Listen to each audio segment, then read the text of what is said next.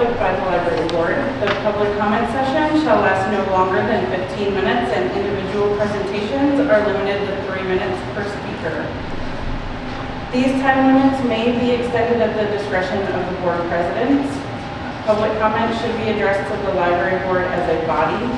Presentations shall not deal in personalities or personal attacks on members of the board, the applicant for any project, or library employees.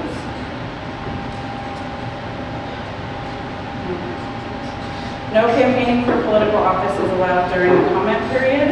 Questions, comments, and concerns shall be presented in a respectful and professional manner. Any questions or comments posed to an individual member of the library board will be deemed out of order by the board president. Is there anyone who would like to address the board at this time?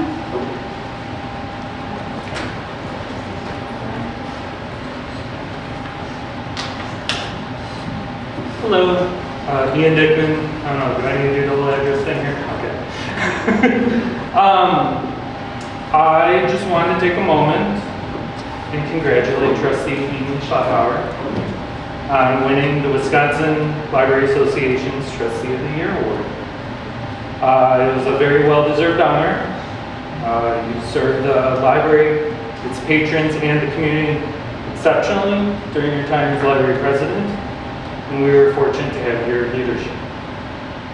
I myself am privileged to have served alongside Amy on the library board. Together we served a cohesive, transparent, and effective library board, one of which I'm very proud of. Amy, congratulations again. We as a community are very fortunate to have you. Thank you. Anybody else like to speak?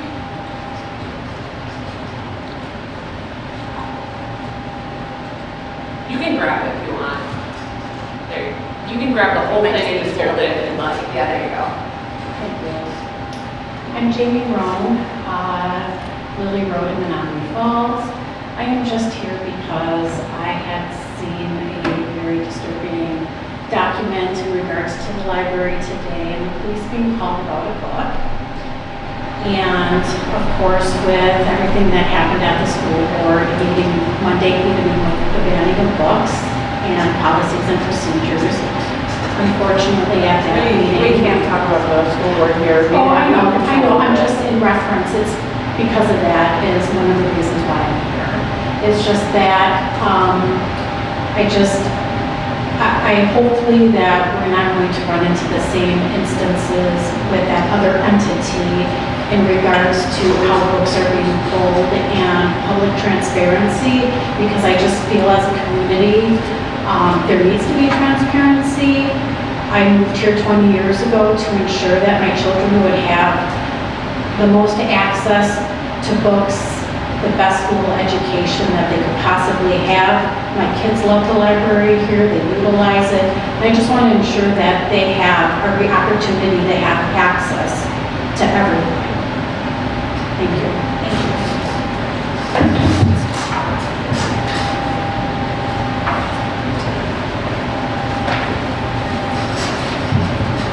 Those would be yours to share. This talk, and then you guys have that one to share. Oh, geez.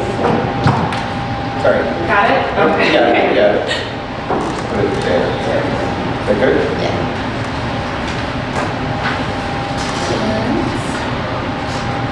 So next we have the consent agenda. Items listed under the consent agenda will be approved in one motion unless any board member requests that an item be removed for individual discussion. That item can be considered at an appropriate time during the board's regular order of business or under new business.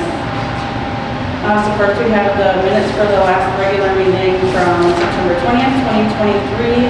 And the joint meeting with Friends of Menomonee Falls Library, Inc. on September 21st, 2023.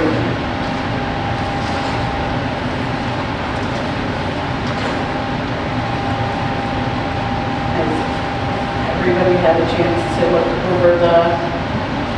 Yes. Okay.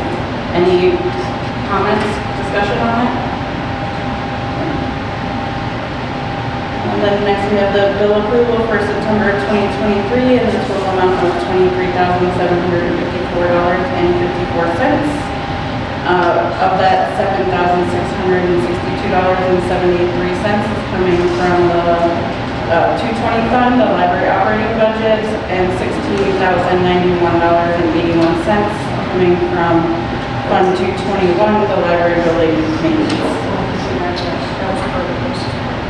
I just wanted to mention that this is considerably lower than our typical monthly expenses.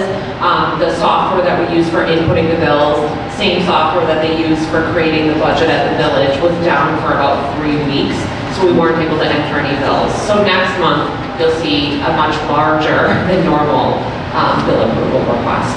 I have a question. Is what you handed out this the same as what was emailed out? Yes. Okay. Any more discussion, any questions? It would be nice to get maybe just a little more detail, especially in, if you have Amazon Baker. I'd like a little detail in there just to show us what that all entails. So like on the bill of the disbursement summary, it says adult materials, so that would be any adult books or media that were purchased. Yeah. What would you like to see? Like the bills? Yeah, I'd like to see the detail of what we're purchasing. That's what we get with the village. You get every invoice? We get just detail of like specifically like how many books or, Like if it's books, DVDs, Yeah. things like that? Okay. just to help a little bit, because we don't, I don't really know what those all are separate. Most All of of the things. All of Baker Taylor are books. All of Amazon adult materials are books. Midwest Tape would be DVDs. So I can give you a list of the vendors and what we purchased from those particular items. And like Cengage Learning is always large print material, large print books for adults. Would that be helpful? Yeah. Okay. Otherwise, motion to approve the consent agenda. All those in favor of approving the consent agenda, say aye. Aye. Any opposed? Motion passed.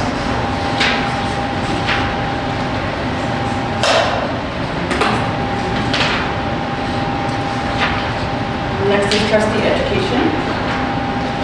All right, yeah. Yes, thank you. So the first is a document that I believe I neglected to share with our new board members during trustee orientation, and I just think that it's a really good overview. I used this, I was invited by Bridges Library System to present to Friends groups, just a little bit about how Friends groups are different from the library board.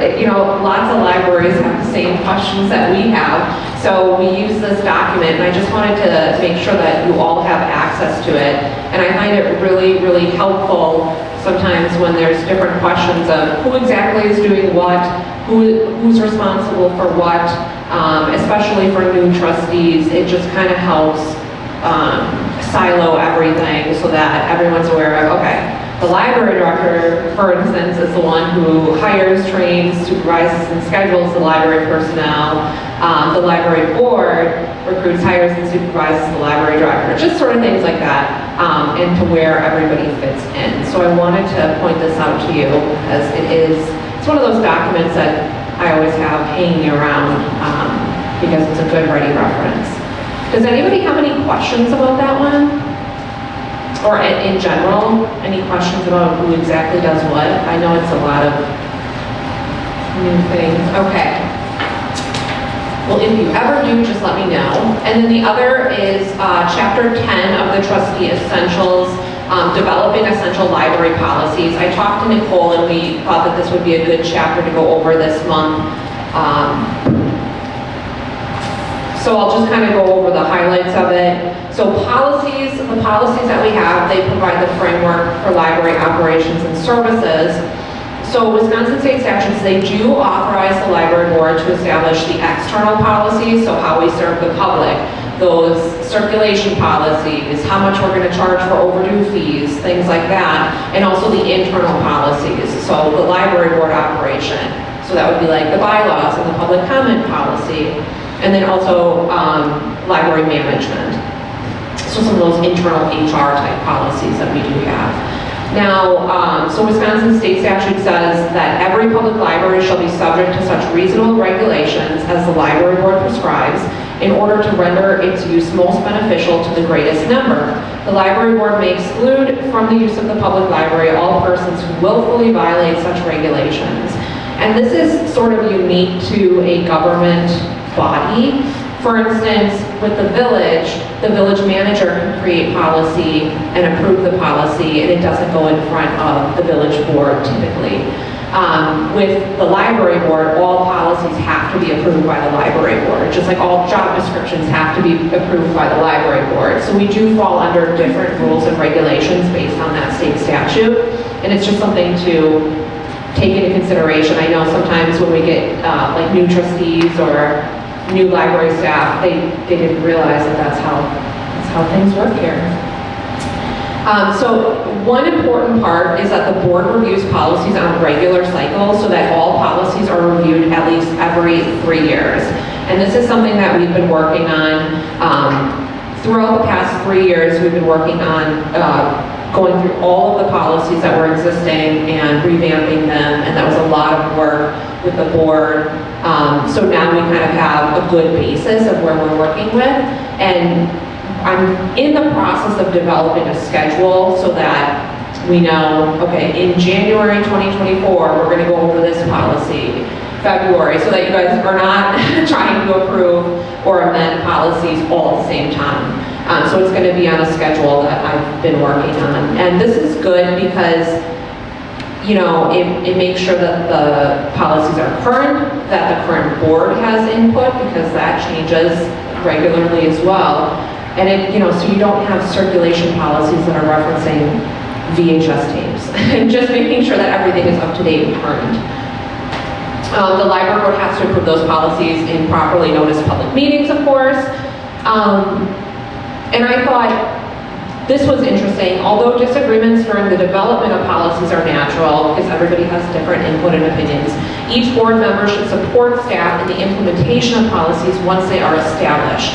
Challenges to policies are most common on topics of material selection and public internet access, believe it or not. So I think that plays a role with certain recent events, and we do have a strong collection development policy, and it has been approved by the library board. So even if someone on the library board completely disagreed with the policy, it is the current approved policy. So until there were any amendments to it, that is what we do have to follow. And the section about policies versus procedures was really interesting too, because it's always a delicate balancing act and a question, what's a policy, what's a procedure. I feel like we've gotten a really good system down pat here in the past couple of years, where we have our set policies, we know what is policy, and then we also have our staff procedures. Sometimes they work very closely with the policies. So for certain policies, we'll have procedures that written down for the staff that go along with those policies. Also interesting, it's important to note that as part of the exemption for the Waukesha County library tax, there are qualitative standards that we have to uphold, and some of those include having to have policies, approved policies for circulation, collection management, collection development, computer and internet use, meeting room use, and also having a code of conduct policy. So we have to have those in order to be exempt from the county library tax. And that was set by the Waukesha County Board. Are there any questions about that chapter? Any conversation? Okay.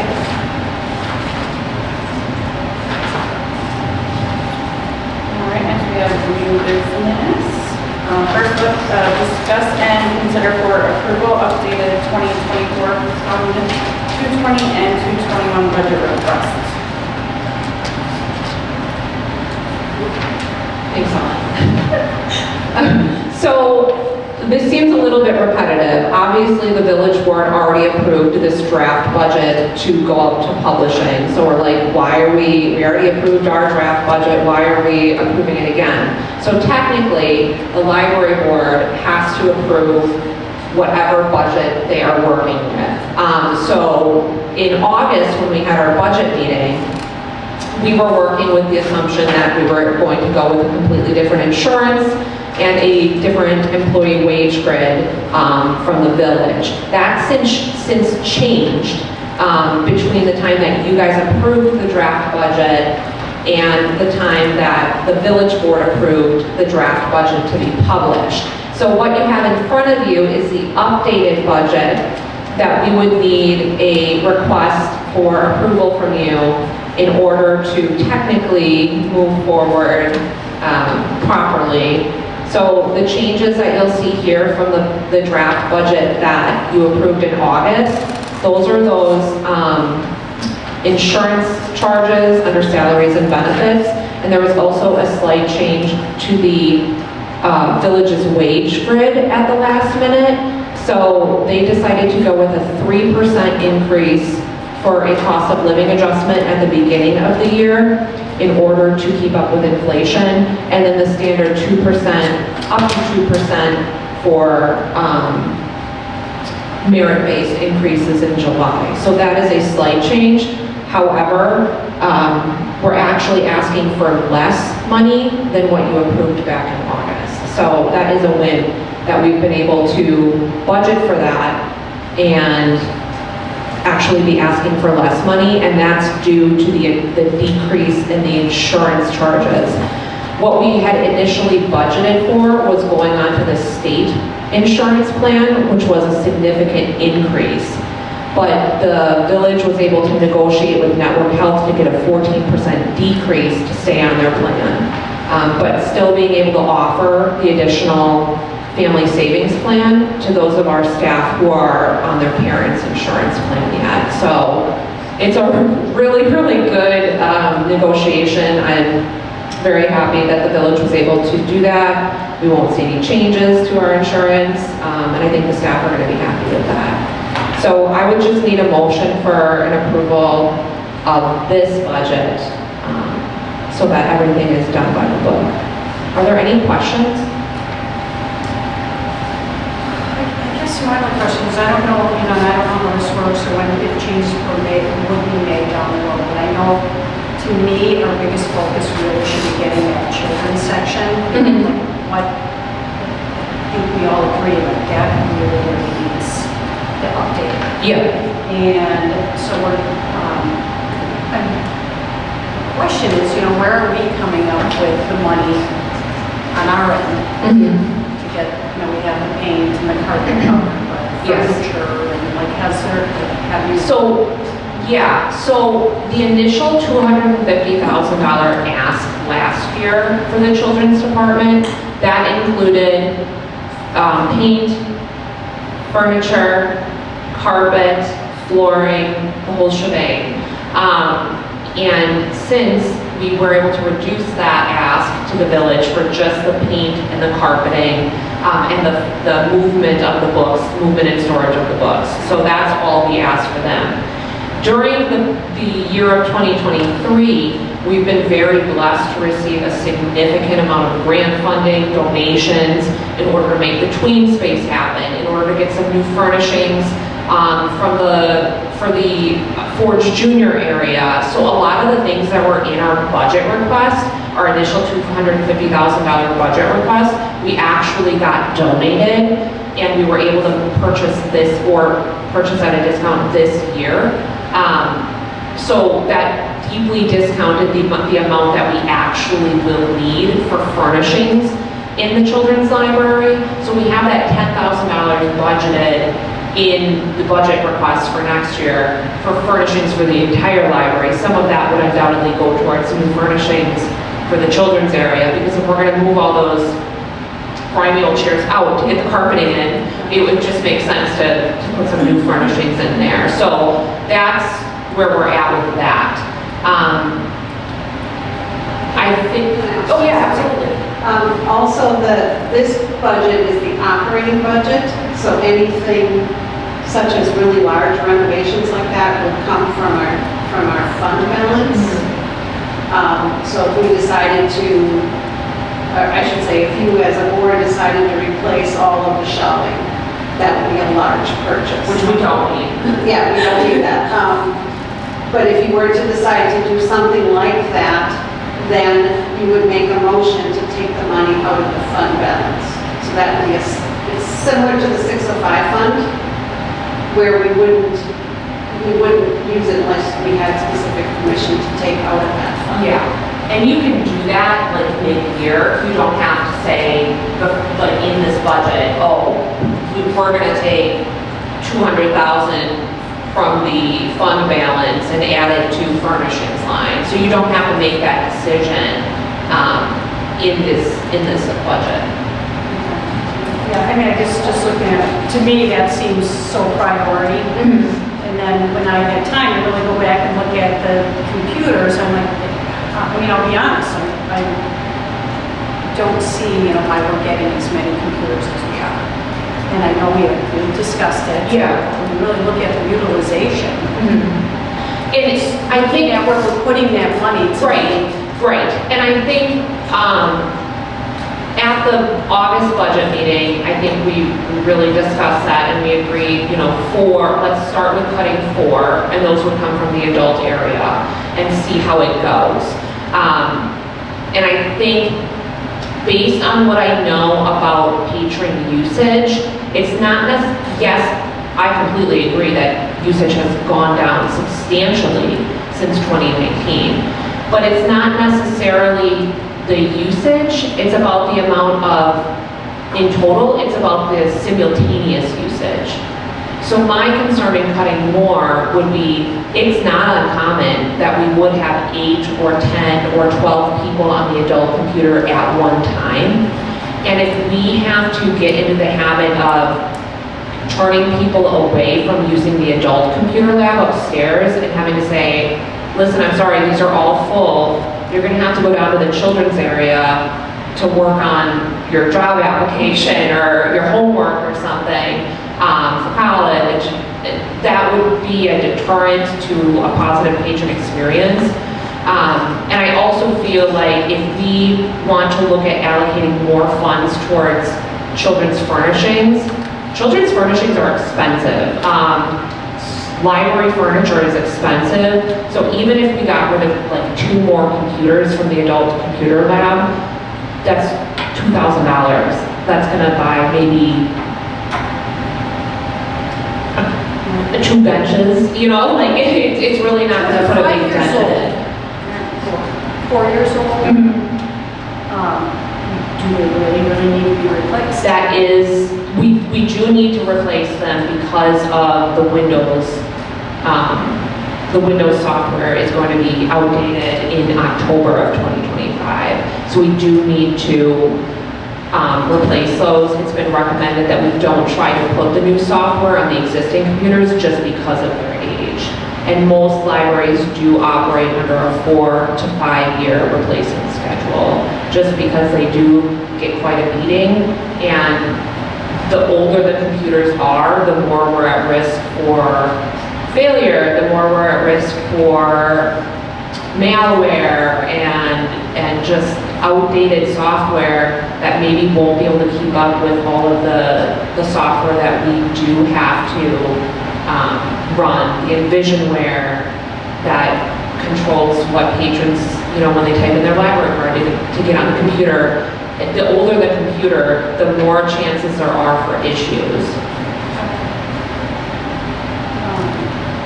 Look at the number of computers in the adult section. You guys probably know that offhand. So I know that we're set for every 5 years. So like what would be basically like if we held off for another year and decided to replace them on their actual schedule? We wouldn't be able to hold off for another year because that Microsoft license is going to expire in October. They're not getting rid of 10. Yeah. I mean, it's still gonna be out. That's what. Oh, do you mean you mean replace X amount of computers and not, do you mean not replace the full lab, essentially? I just meant like if we just waited to do it till next year when we were actually scheduled to replace them. Right, in 2024. Like, our next budget, whatever year it was supposed to be done. 'Cause we're doing it a year early. No, 5 years. yeah, it'll be 5, yes. So we'll be replacing with this year. Yes, 2024. So, I thought at the budget meeting you said it was a year early. right, It's a year before they expire. yes. So we'd be purchasing them in January and getting them installed in preparation for October. So it's still- Sorry, no, Yeah, that's so it's fine. still 5, they'll be 5 years old, but we need, everything would need to be done by October 2025. Because of the software license.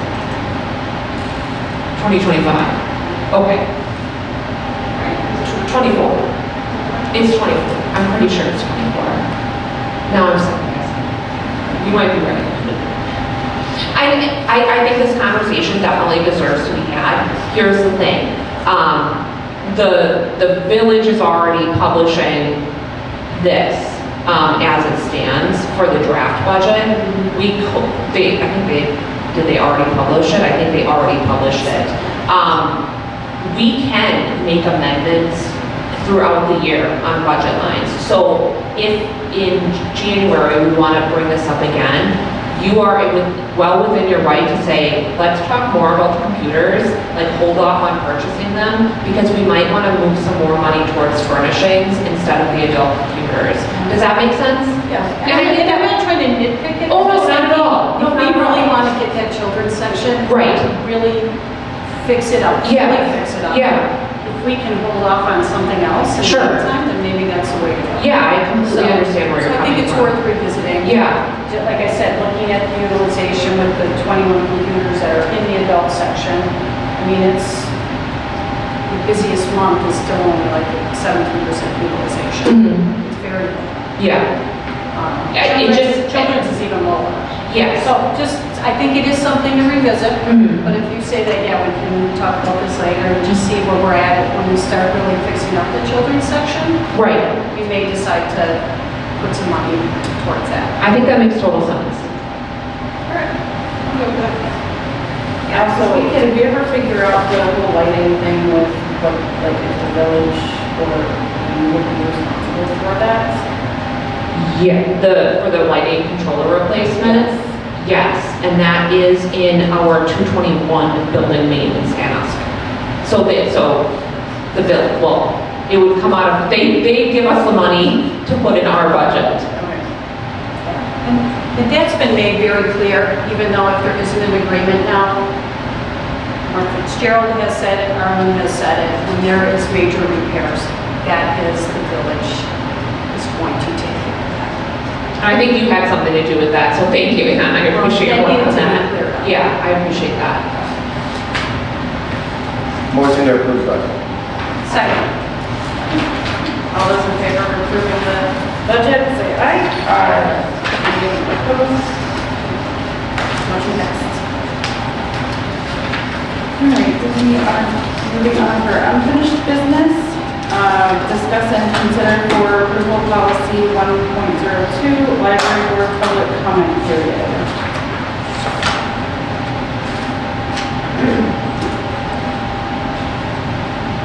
So I tried to get everyone who gave me input, and I think I successfully did it, everyone's suggestions into this draft. So the black part was everything that we had already had existing, and then the red part, which I think printed out in black and white for your packet, so it's a lighter, the gray, that was the new suggestions from the library board of trustees. Looks fine to me. Okay. Okay. Anything else on that one? Anybody else want any comments, discussion on it? The only thing is that Carol had suggested that instead of the 3-year reflection on the policy and review of the policies, she suggested that we review it after 1 year just to make sure that it's working. So if you wanted to do that, if that was the wish of the board, you could put that in your motion, say to be reviewed in October of 2024 versus following the 3-year schedule, if you thought that was needed. Not exactly sure why. I don't, She just said to ensure that library board members are addressed with dignity and respect, and that our patrons and residents have a platform to share with the board anything that falls under their purview. So I guess to make sure after a year's time that this is still doing that. it's already in there, so I just think we're good. Right? I mean, that's all listed in there, so. Yeah, that can be reflected in your motion then. That doesn't need to be in your motion then, if that's not motion board. Motion to approve policy 1.02. Second. All those in favor of approving policy 1.02, say aye. Aye. Any opposed? Motion passed. Next is discuss and consider for approval attorney review Menomonee Falls Library Board / Menomonee Falls Library Friends Inc. Memorandum of Understanding.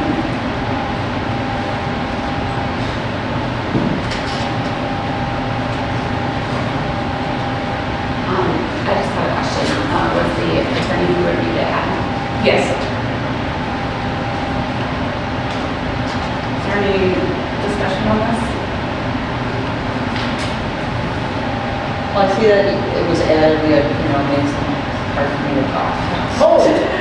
I had a tooth extracted. Oh, right. So, that, as we discussed in the meeting, that number 3 was, number 2 of the Friends agreed to. Can somebody read it for me? I can't. Engage in advocacy, the Friends agreed to engage in advocacy efforts on behalf of the library pursuant to all our IRS guidelines restricting lobbying or political campaigns. He added, yeah, that was added, and then the other thing that he added is, let me find it. He suggested that we have, the agreement shall be binding for 1 year unless it's modified by mutual agreement of the Board of Trustees of the Friends, hereby referred to as Friends, and the Menomonee Falls Public Library Board of Trustees, hereby referred to as library board, or terminated by either party upon 20 days notice. So he just suggested that that's there. I don't see it happening, but just have that in there.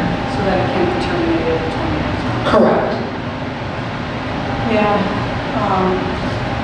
because I'm still a little leery. They posted something after we had a meeting. I thought we had a really good meeting, and then all of a sudden they posted something that was definitely not appropriate in my opinion. So, moving forward with this, I like the idea of having 20 days in case things aren't going as they should. What would termination mean? Just termination of the memorandum of understanding. Have you guys had one in the past at all?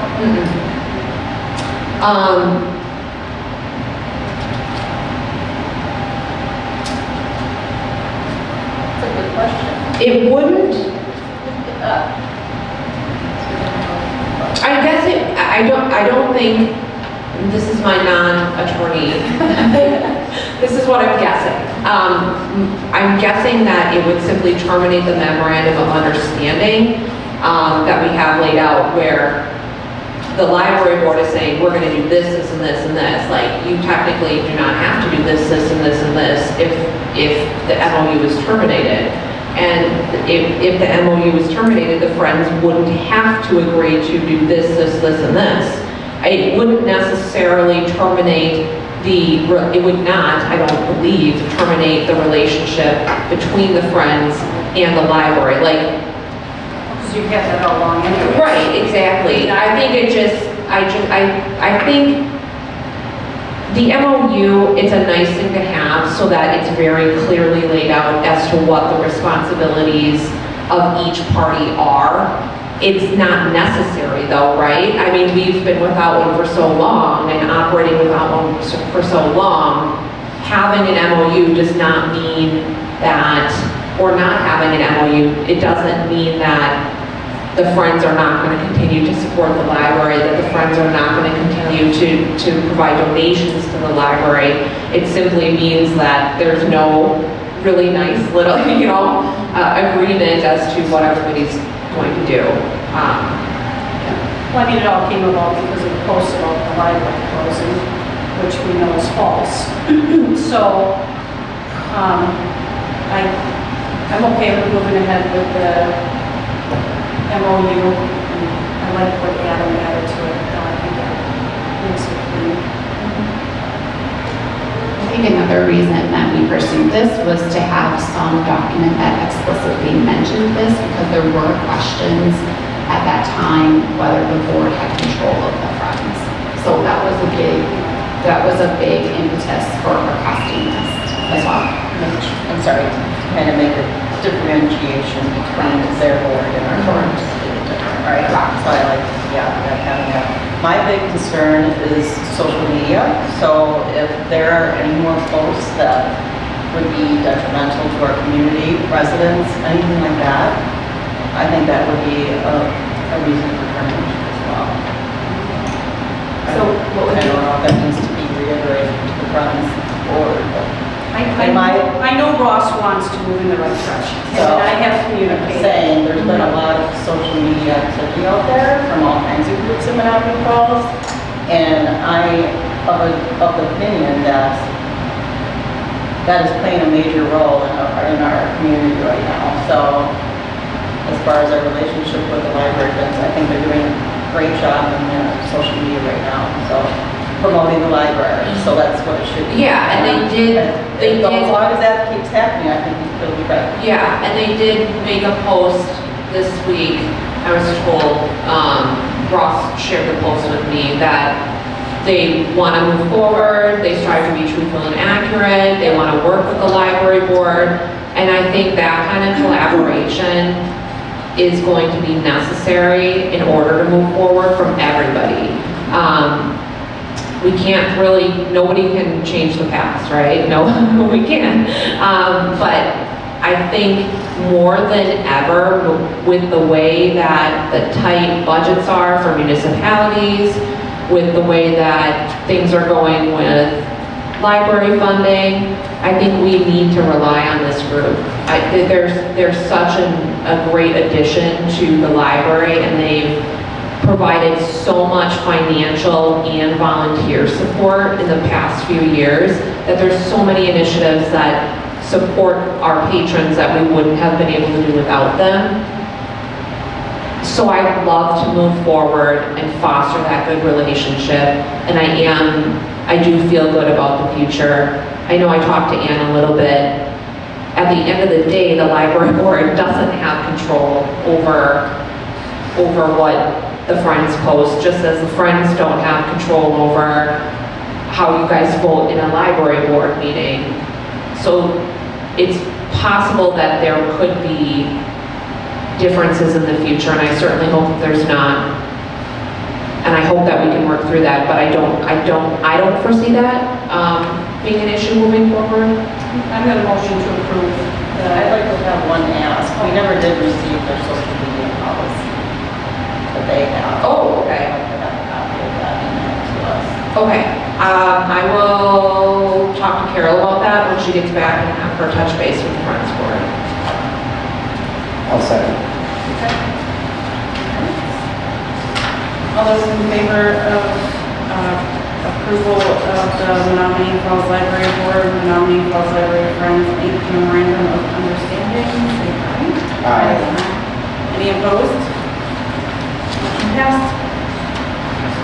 Next, we have discussion and possible action to create the following standing committees: Finance Committee, Policy Review Committee, and Marketing and Programs Committee. I'll motion to approve. They're separate. Oh, they're each separate. To each separate?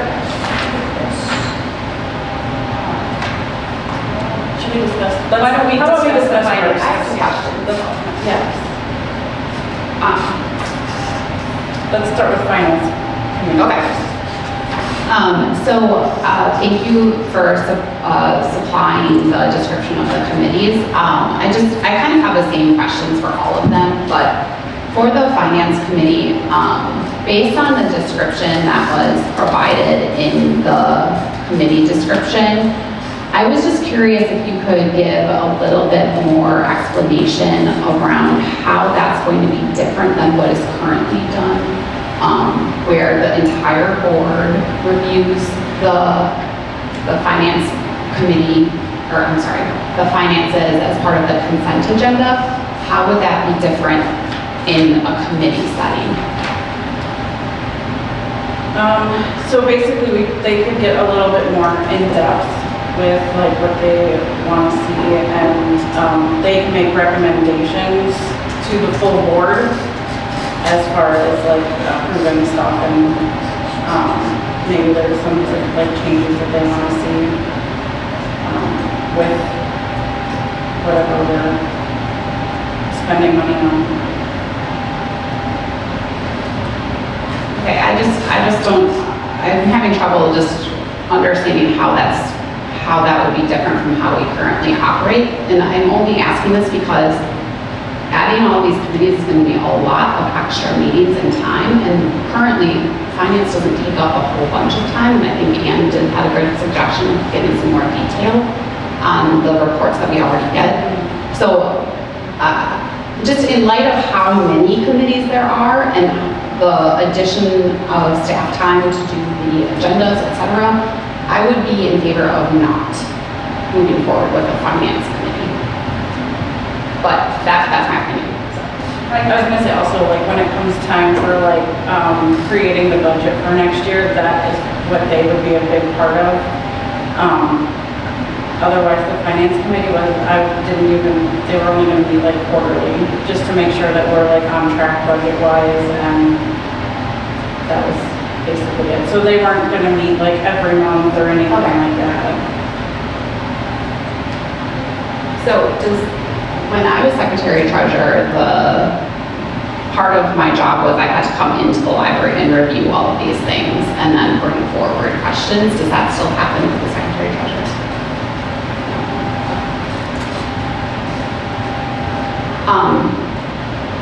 And then my question for all the committees as well, with this one. So because there are quorums in the membership, do they still hold the open meetings law? Yes. Yeah, I would Okay. say yes. Okay. I just wanted to confirm that because I think he did say that, but I couldn't remember exactly. That was a long meeting that day. Okay.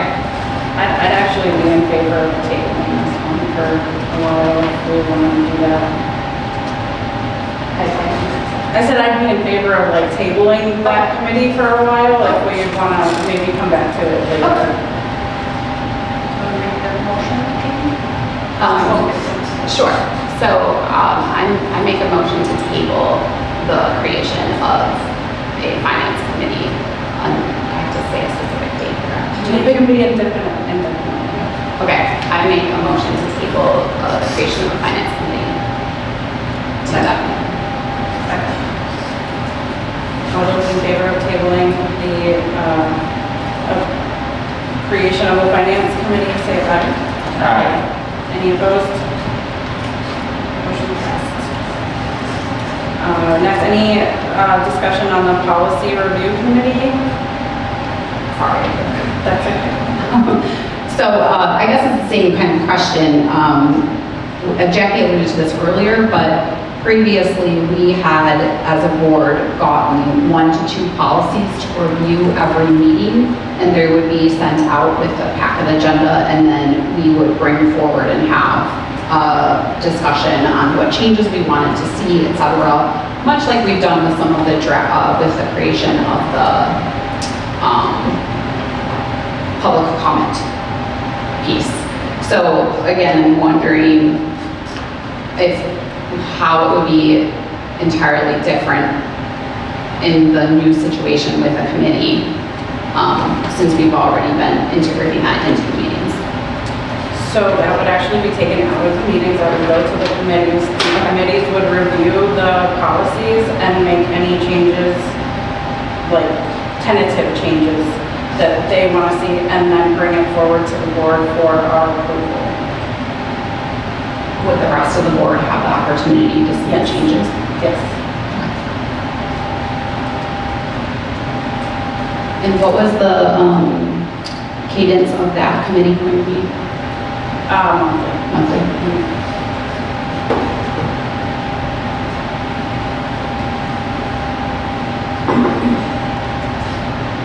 And that was that.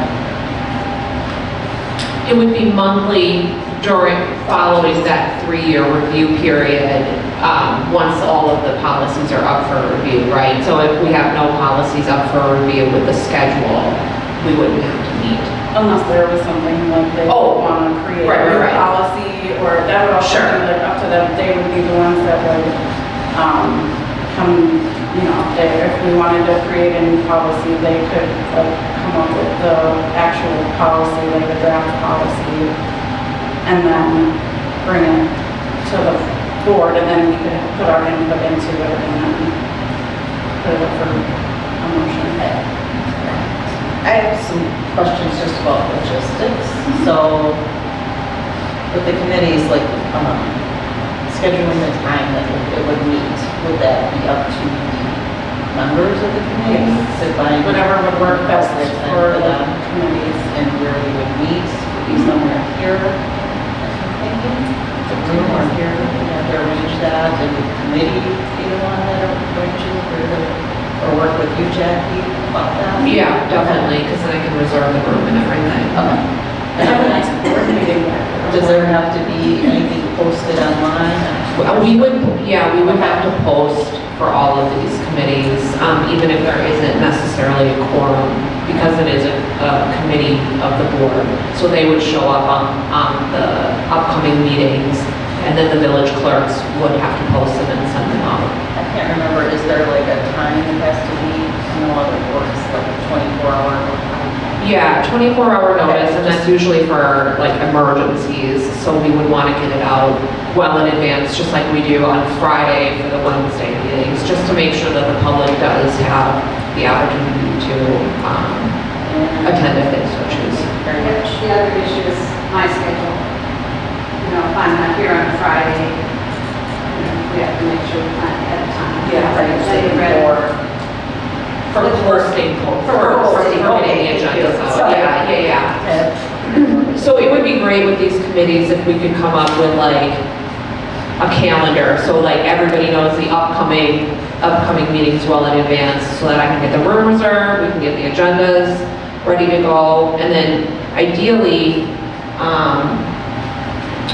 I think there's a chair of most of the committees, right?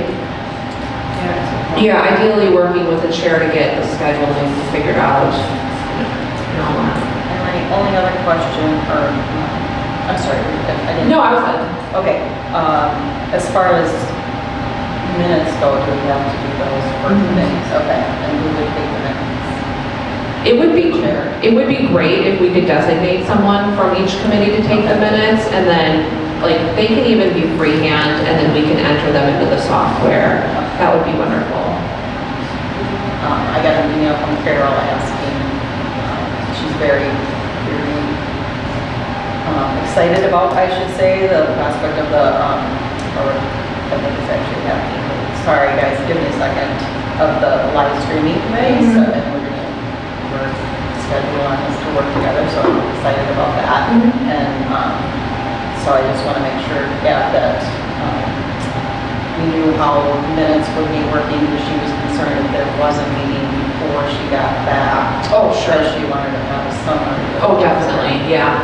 So, and that we work as efficiently as possible to make sure that we're transparent to the community and try to get this going as soon as possible. And I agree with her. I responded to her.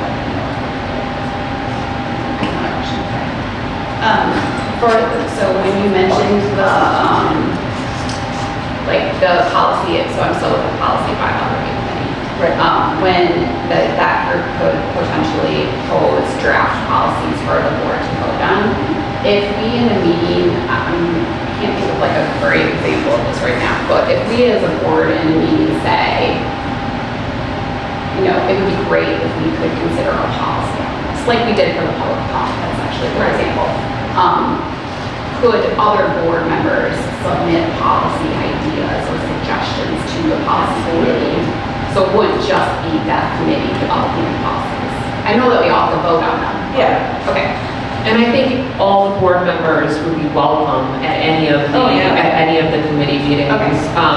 Depending on what's being discussed, if you're interested in coming, it's Okay. more than welcome. If there's something that you're really interested in for policy, definitely. Any other questions, just specifically? So if there's a committee and there's more, that has nothing to do with like all board members are there, or, right? What is that? It It's will still get has to come posted in. on the bottom of your agenda. Okay. The committee agenda, that there could be more than, that no decisions to be made. Thank you. So even if we all show up to like the policy and bylaw subcommittee, we still have to bring that to this full board meeting. Right. It's for both, kind of technical. Yeah, and then typically what's done is, like, we have the monthly reports for the library board, the library friends liaison, the village trustees report. We typically would have sections on our regular meeting agendas for all of the different committees, and if they have anything to report on things they've been working on, they're welcome to. If they didn't meet, then you would just say nothing to report, just so everybody can kind of be kept in the loop of all the work that's being done outside of the regular board meetings. Thank you. I don't have any other questions. It's not like a lawyer. I just need to crime podcast here. Motion to approve the policy review committee. Second. I need a second. I said that. All those in favor of approving the policy review committee, say aye. Any opposed? Motion passed. Next, we have the marketing and programs committee, which I swore I changed the name. Yeah, that was after we published this, so we did have a last minute name change to special events committee, not marketing and programs, just to distinguish between the marketing and library marketing and library programs. Special events and outreach, right? It was in the, it was in one thing. It was in the draft bylaws. No, it was in the committee assignment. Oh, So okay. it's called Special Events Fundraising and Outreach Committee. Okay. Is that still with me?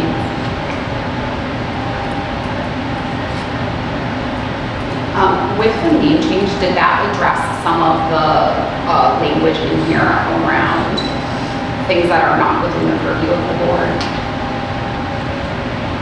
So like the duties of that committee in here talk about reviewing programs and some of the things that fall under the director and staff duties. So, yeah, because actually me and Jackie talked about this, and it's not, we wouldn't be having any say in what programs that they do. We want to just make sure that whatever we're planning on doing doesn't, it's not the same thing that they're doing. Right. So like, just touching base with them and like, seeing what they have planned so that we don't cross paths, basically. Is the plan also to check in with the friends, because the friends do a Yes. lot of fundraising? Yes. Okay, because I was concerned about the overlap with both the staff side, but also the friend side. Yeah. And how do we distinguish?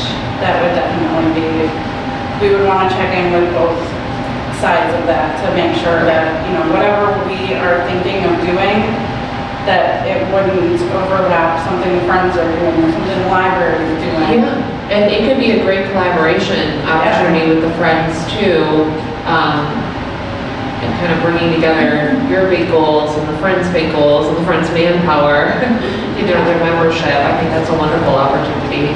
Is this a monthly one as well? If it needs to be, I mean, you know, obviously, That's why I'm like, oh, this is not working. It's like a prop. I think during times where like we have something planned that's like coming up, maybe Yeah. they would meet more, but maybe like in a time where there's really not much going on that, you know, wouldn't need to be necessarily monthly. So is, okay. Motion to approve?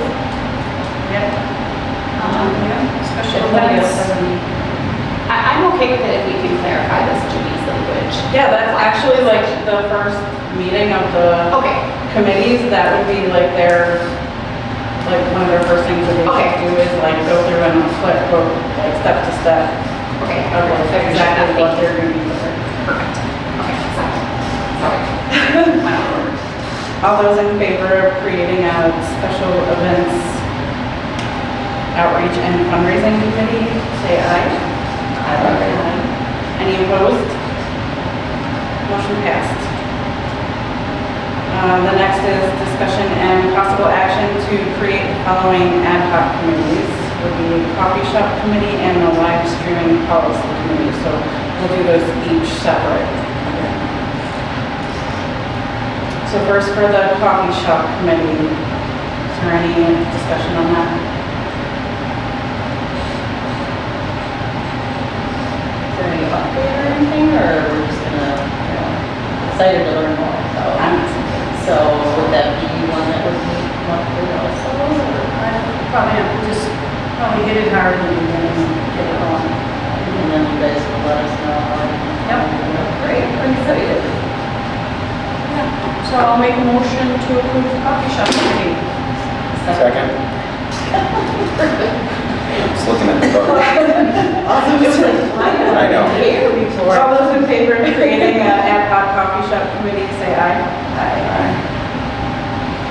Next, the live streaming policy committee, is there any discussion on that? Wait, did you lose her? Oh, I said aye, sorry. Okay, I didn't see you.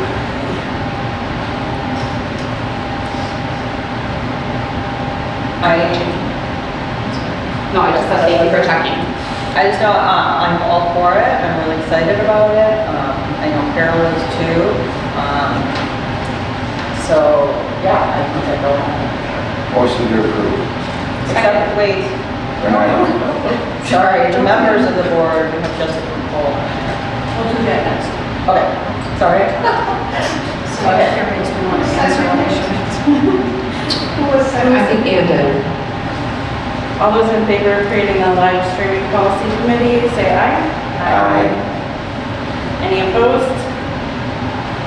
Motion passed. Next is discussion and possible approval of President Barker's appointments of Jessica Cole. Oh, that's a Wait, it's number 7. Oh, wait, okay, yes, that's right.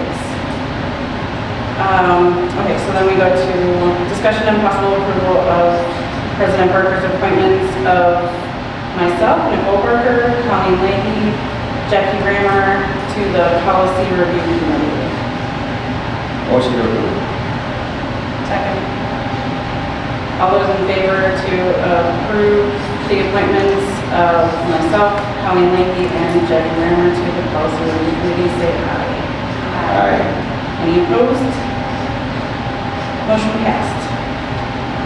Next is discussion and possible approval of President Barker's appointments of Ann Lessela, Carol McGivney, and Amy Schlotthauer, and Jackie Rammer to the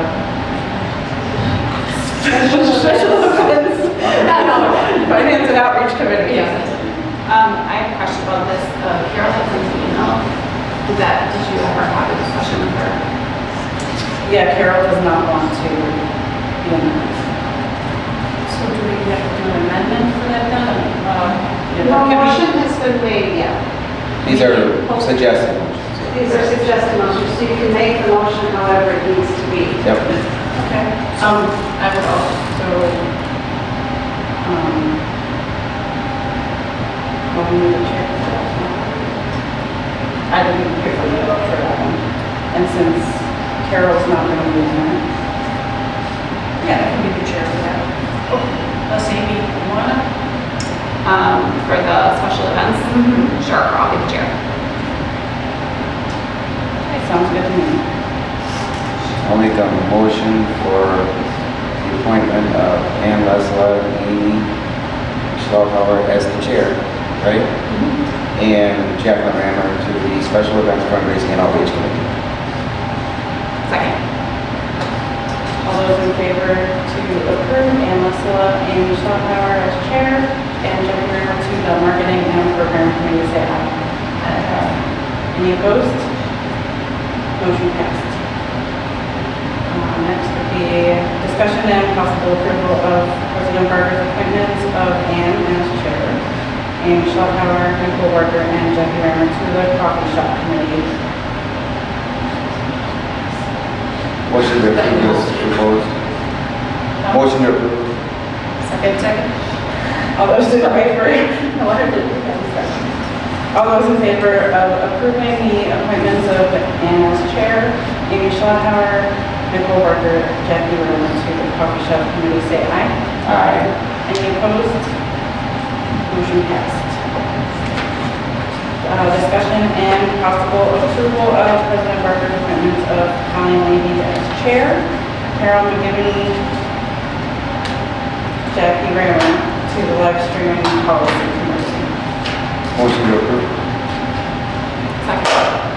All those in favor of approving Colleen Lakely as chair, Carol McGivney, and Jackie Romer to the live streaming policy committee, say aye. Aye. Any opposed? Can I say one thing here? My name is always spelled with one L. Yes, Sorry. Okay, all right, that's all right. And I usually don't even, but if it was gonna go in the minutes or something. But also wrong. Is it? Okay. Yeah, just, I don't know. Of course, my mom is. So she wanted me to know. No problem. Yeah, as soon as it's all printed, it's like, oh.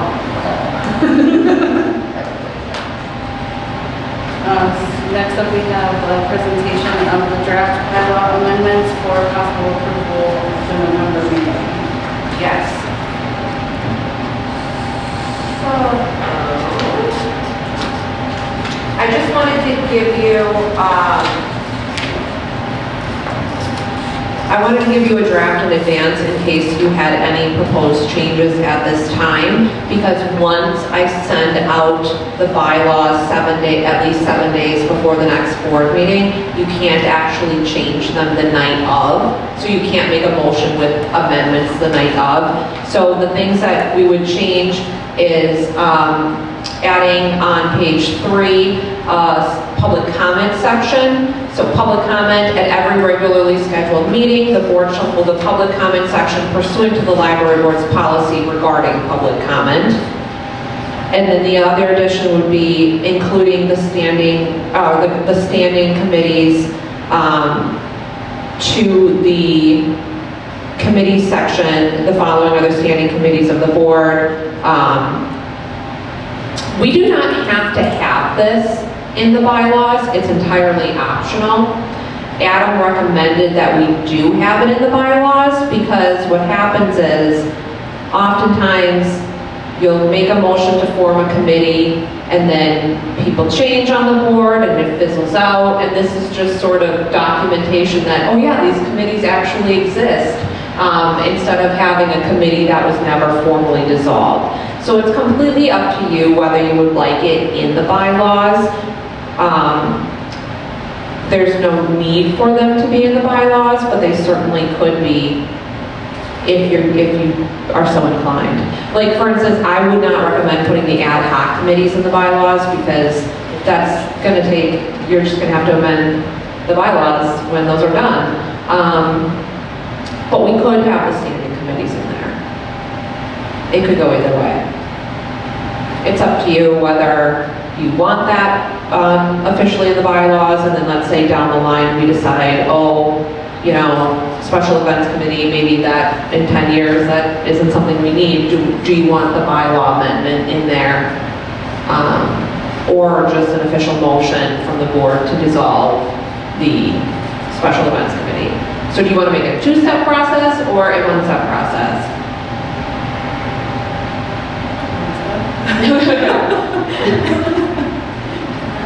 The only thing that gives me pause with that is the lawyer recommendation. Having it in there. I don't know how communication. Yeah, he did, just because, like, as members of boards change, it can get completely forgotten that back in 2023, you know, the board voted to have a policy review committee, so it's just that, like, second documentation to have it in there to make sure that, oh, we all remember, we actually do have this committee that has not yet been dissolved. So that is the one good thing, because bylaws are more noticeable and live longer than, you know, minutes from 2023. So they're just more recognizable. Do you have a recommendation?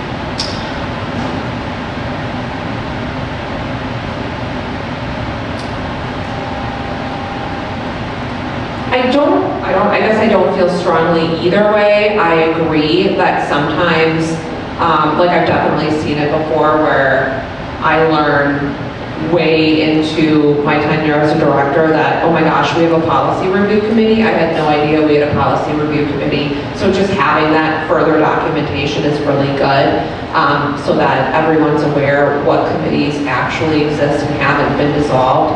And honestly, it's not the worst thing in the world.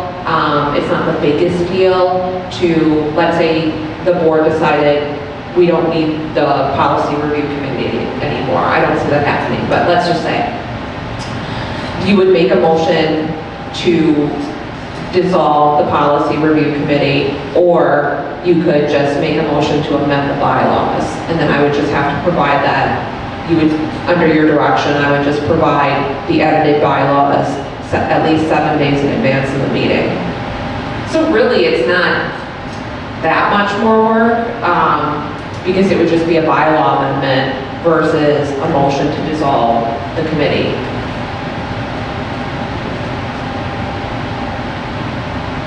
As part of your decision, if we add the finance committee, that will be another bylaw change. Yeah. If you're adding.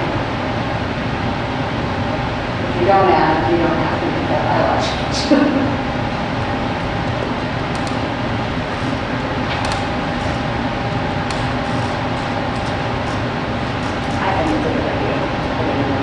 Sure, sure. I mean, it lets the public to know, because they can look all this stuff up online, that, hey, they have a policy review committee and they meet on this and this day. Right, and this is how the Yeah. board operates. I think there is definitely something to having it in here, in case people want to see how this board functions. Oh, okay, they have, you know, committees to do this and this. But I think too, like, as a newer board member, I have relied on our bylaws, you know things, and Yeah. to look things up, so. And really, it's not that big of a hassle. It's a quick motion, you know, once you get it all figured out. Right. I make a motion to amend the bylaws by adding section 7 and inserting a sentence into section 1 that reads, the following are the standing committees of the board, policy review committee, and special events committee.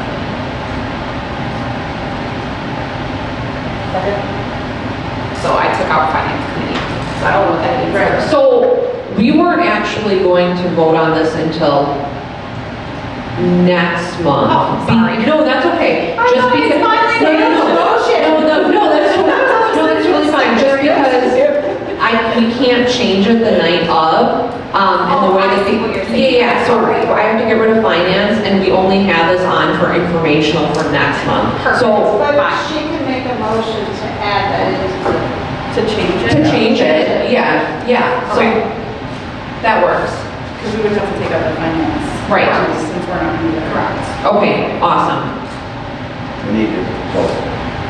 Wait, second, and then we just need to vote. Motion and a second. All those in favor of adding that language. adding section 7, and then under Article 5, section 1, adding the following are the standing committees of the board, policy review committee and special events committee. Say aye. Any opposed? Motion passed. Oh, I see it, information. Sorry, I'm sorry. No?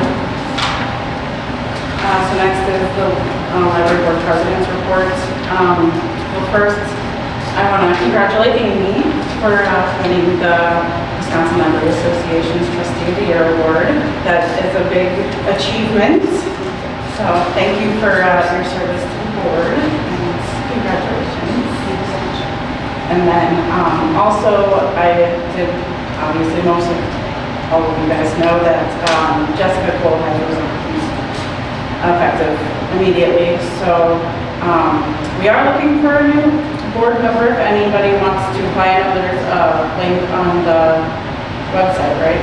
Yeah. On the library's website? Yeah, I did email Mark Fitzgerald and President Walls on Monday to ask them what their plan was in terms of finding Jessica's replacement, whether they were going to put out a call for submissions again and applications again, or whether they were going to choose from the previous pool since it was so recent and I hadn't heard back.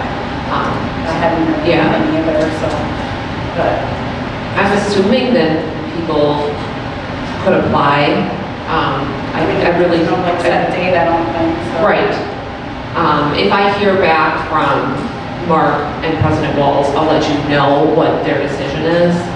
So, okay. I mean, it's very unfortunate that she left, but, you know, she had some family commitments that were taking time, so family is important, so. And then I think next month we're gonna see if she will come to the meeting to present her project. That's all I have.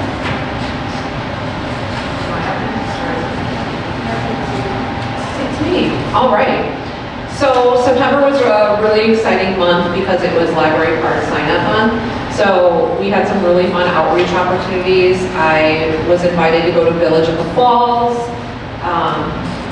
just on the street, to talk to residents there about the benefits of the library card, give a presentation, and we were able to register 9 new patrons for library cards at their facility and also talk to them about the home delivery program, which was really cool. And I think we got maybe 3 new home delivery clients from that visit, so that was wonderful. The book sale was the second highest income sale on record, so that was really fantastic.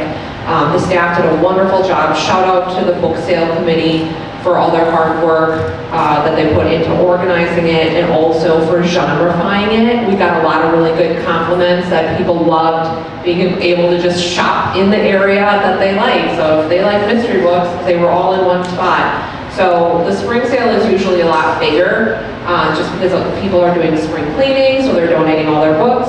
So we're looking forward to that. And we're also really grateful for our volunteers from Kohl's and the community for all their assistance hauling boxes and helping us organize the books. So it was a really, really wonderful book sale. Building things. Along with Kohl's, I'm not sure that the members know if I can skip one. Oh yeah, so an interesting thing about Kohl's, every time that we have a volunteer who works for Kohl's come and volunteer at the library, the Friends of the Library actually get paid by the hour for when those Kohl's associates come and volunteer at the library. So when they're here for the book sale, the Friends of the Library, because it has to go to a 501c3, they get about $20 or $25 an hour in donation. So the Friends are getting paid for people coming to the library to volunteer and help. It's just a wonderful program, and it's another great reason why I love being in Menomonee Falls, because there's so many amazing companies and industry that just really give back to the community. So we've been really fortunate to work with Kohl's. Building things, we had 2 power outages in September, but we were able to stay open and serve the public during that time because we had enough natural lighting, which was really good. That's where our big windows, our wall of windows really comes in handy, and we do have a generator, so some of our computers are hooked up to the generator, our Wi-Fi is hooked up to the generator, so a lot of people were coming into the library to just use our Wi-Fi, and we were able to continue checking out materials to people because of that generator. So a lot of people, they walked in and they were like, is it darker in here? Like they didn't even realize that we were out of power. And we're like, yeah, there's no power. So they didn't mind though, they had a good time. We do continue to face an issue with some roof leaks in multiple areas.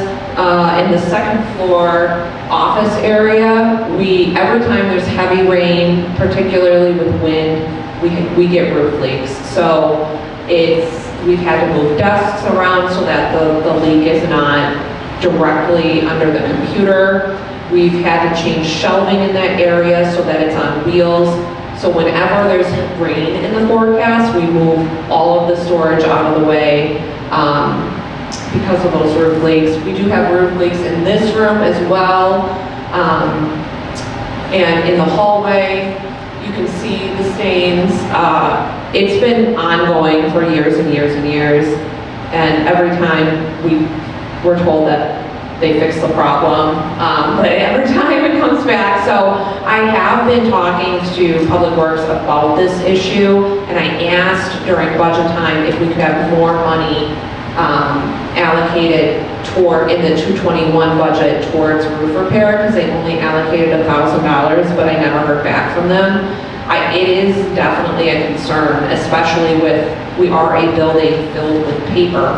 So the potential for a lot of loss is there, and it is a lot of staff time every time we check the forecast and there's rain, to have to move all of our supplies out of the way. So Did you contact them about that? that was in early August. I'll reach out to them too. It is something that even if you do like a Google Maps aerial view of the library, you can see exactly where the issues are. Like, you can tell where some of those issues are. So it's something that we continue to be concerned about, and it's super frustrating. Every time it rains, it's like, again, like we have to crawl up in the ceiling and get rid of the ceiling tiles, and it's a lot. So I'm hopeful that moving forward, we can do something about this problem. That would fall under that general building, right? Yep. I can't imagine why not. Yeah. And that is like, it is a 22-year-old roof, so. Right. Wow. Shoot them an email tomorrow. That's that basement. Yeah. Other exciting things that have been happening, we've been coordinating with the school district of Menomonee Falls for the art show, the student art show already. It takes kind of months of preparation, but we're really looking forward to it. And a recent new thing that happened was the Pewaukee Area Arts Council. They had an art show here, they had an art exhibit here, and they offered us a $500 grant to purchase artwork from the art show to permanently hold in our collection. So we have 2 new pieces upstairs that we were able to purchase with the $500, and they're really beautiful, and it was just a very nice surprise. So 22 years ago, when this building was built, the library board at the time was very passionate about art and very passionate about making sure that the building that we have is a place where the public can come and see art on display. So that's why you see all of the art rails hanging throughout the building. They wanted to make sure that this was a place that people could come and enjoy art, almost like a museum feeling. And that was the impetus behind the student art shows and the Friends of the Library having a purchase award each year. So it was great. And I always like to tell these art guilds that story about how important it was to the library board at the time. And we used to have a rotating art, so art for circulation. Yeah, people could check out a piece of art and go and hang it up in their dining room for a month if they wanted to. It wasn't like a Picasso or anything. Like, some of it I was like, really? It was like, I've seen some pictures and I'm like, oh, that's interesting. Seen it for dinner. We are doing a really cool project with the Christmas Clearinghouse, so the Waukesha County, or Christmas Clearing Council. They provide presents to over 4,000 children and 1,800 families during the holiday season. And so we are going to be a collection site this year for them. And also something special that we're doing amongst the library team is we are adopting a family in Menomonee Falls, and the library staff are going to be able to purchase gifts for the children this year, and just a nice thing that we are excited to do. And then Serve Pro is doing a collection drive right now in the lobby for the Menomonee Falls Area Food Pantry. We let them have their box in the library. It's a nice community collaboration.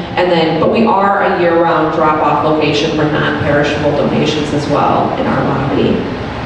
And then Amy, of course, got Trustee of the Year, so we're very excited for her.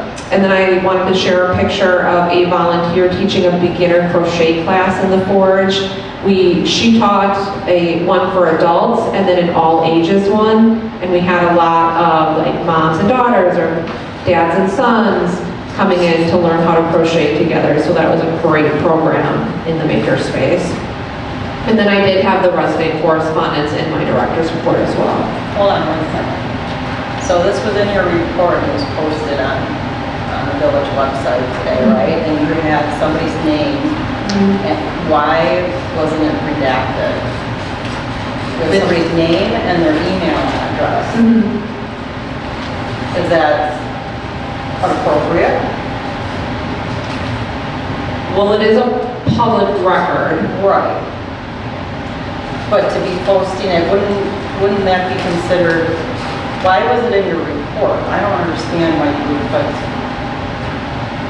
emails going to the board and us up on a public site. Is that normal procedure, or? I have, yes, with correspondence, because this is correspondence. So we used to have a separate agenda line called correspondence, where we would discuss any correspondence that the library board has received or that I have received as a director. And I haven't received any correspondence recently, so I included it in this report. And I felt that it's something that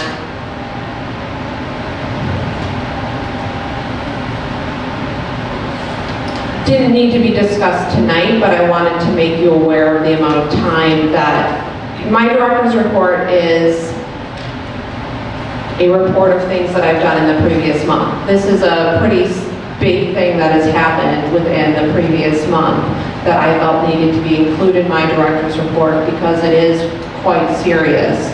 If in the future you would prefer that I redact information, I'd be happy to do so. Just let me know. Yes. Okay. So you would like names and email, any personally identifiable information. Sure, I can definitely do that. This would be like, we could get sued for this, wouldn't we? Like if it's like not an open records request, but put up I mean, there. it's personally identifiable information, so that would go under the. I don't think it's illegal. But in my opinion, It's not appropriate, but it's not illegal. at least to be redacted. Sure, I would be happy to redact it in the future. But we have discussed emails in the past, numerous emails, both positive and negative, that have been brought to the board.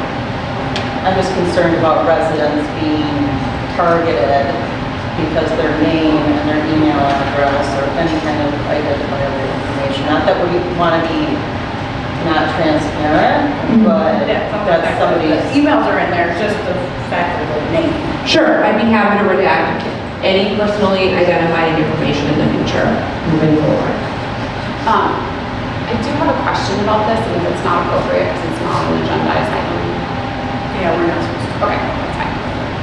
I don't know if that's appropriate to address right now, if it needs to be even in a policy. I don't know, but I find it very, very important that it's here to making sure. Yeah, for discussion tonight about this subject, it would need to be agendized. But for the director's report and moving forward in the future, I will redact any. Yeah.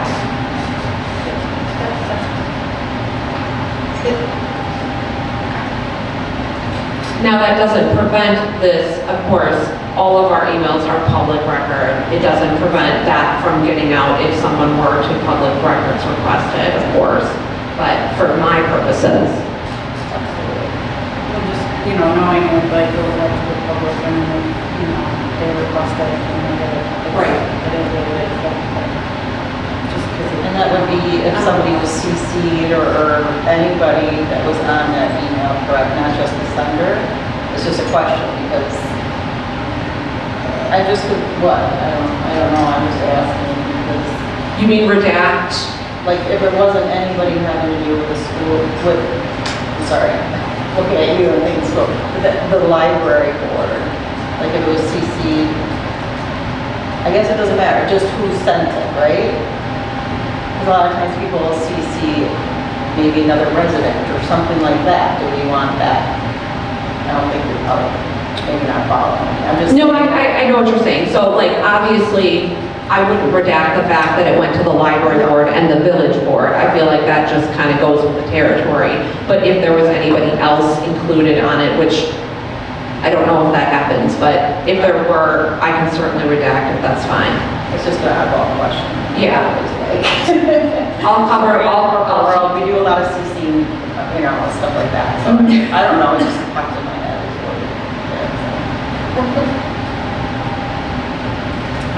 To that, I think your response was spot on, so. I haven't read my email yet, so I apologize if one was sent out. Oh, no, I think you just meant these, right? These responses? Yeah, just the. Oh, I'm sorry. Yes. Okay. And I have not gotten any requests for reconsideration forms submitted.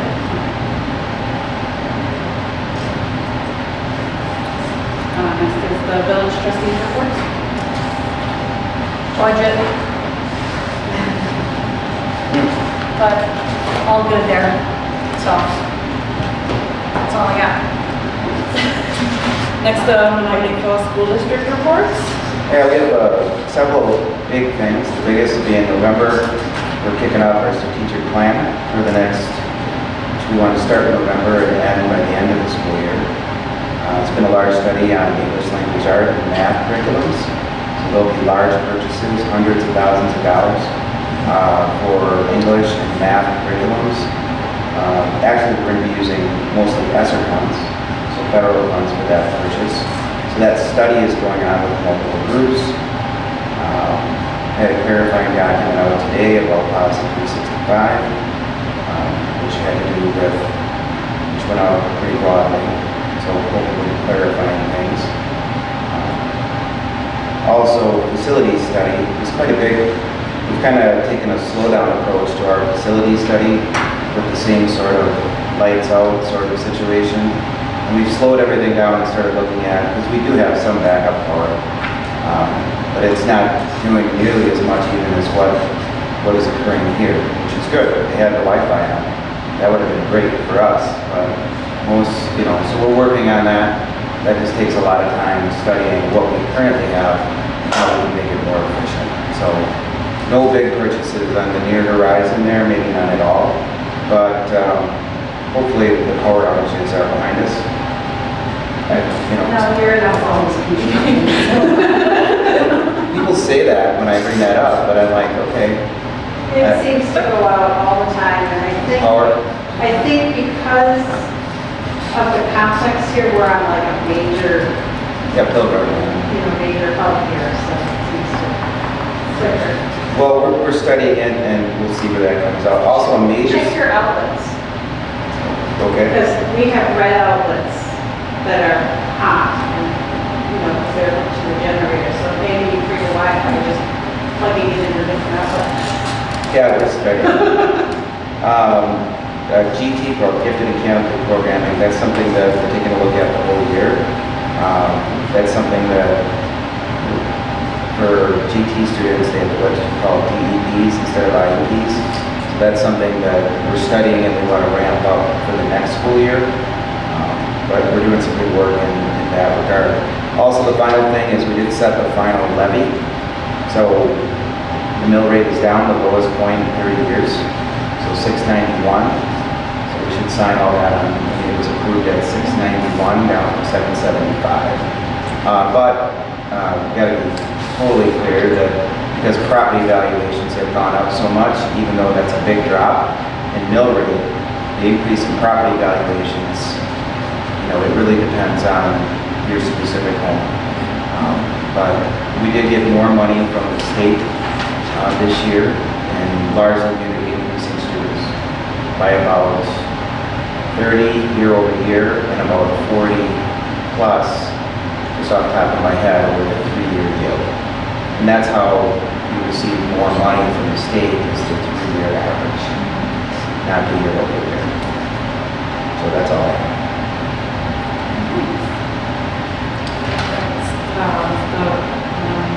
The friends report, did you get anything from Carol? No, so I missed the last Friends meeting because I was at the budget meeting, and then Carol attended the Friends meeting, I think Joan, Alicia sent me. I think it was a good meeting, so. All right, so next meeting is Wednesday, November 15th, 2023 at 6 o'clock. Move down. Motion to adjourn. 7:32. You don't need as much. No, if there's no further business to go to the motion. Right. Okay, perfect. I think that's why I was looking out. I'm like, okay, here we go. Oh, I think you're feeling better. I made it through, I'm really sorry. Colleen, I can't believe you said. Of course, I had to schedule.